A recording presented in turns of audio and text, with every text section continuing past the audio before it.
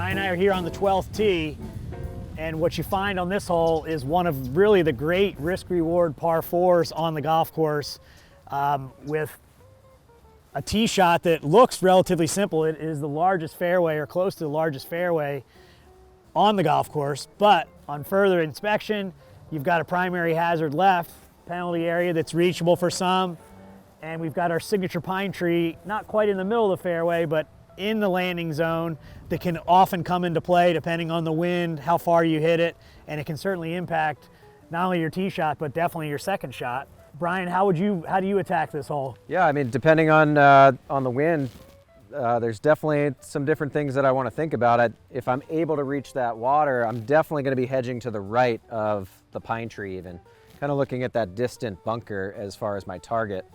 Which gives me a good amount right of that penalty area as far as target off the tee. And then, yeah, depending where my tee shot ends up, you know, I might have a choice on that second shot. If I'm right behind that pine tree, I know a lot of our members might have to hit a pretty long club and try to fit it around that tree.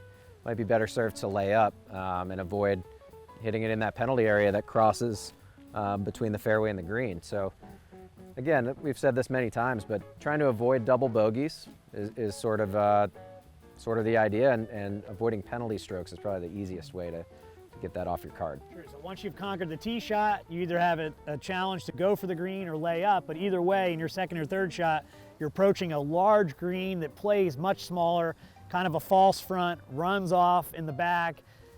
Always tricky to judge the wind, you're uphill. It's a really interesting shot, which can make it, to me, one of the tougher greens to hit. And if you hit it, a lot of times it's very difficult to get it close to the hole, which can lead to some longer putts or longer chip or pitch shot opportunities.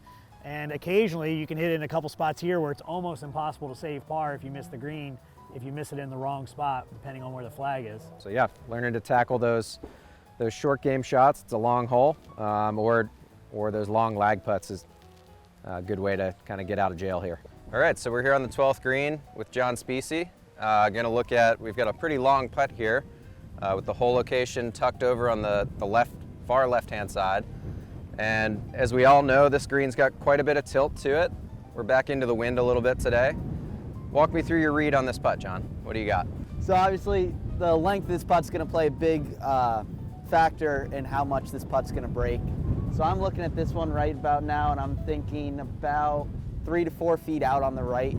Hopefully that gives me a reasonable chance to get this up by the hole. Not necessarily a putt I'm trying to make, more just speed control, trying to get it close. Yeah, so 3 to 4 feet of break is your read, right? All right, let's go through your process and do your best to start this 3 or 4 feet out. Just pick a spot and commit to it.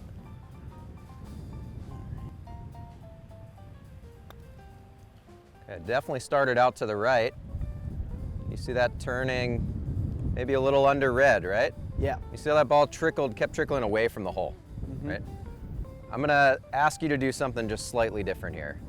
Let's say you read 3 or 4 feet on these long breaking putts. I want you to double or even maybe triple that read. So I'm gonna ask you to overread it. I'm not expecting this to go in. So we might go as far as 8 to 12 feet out, maybe even a little bit more. Okay?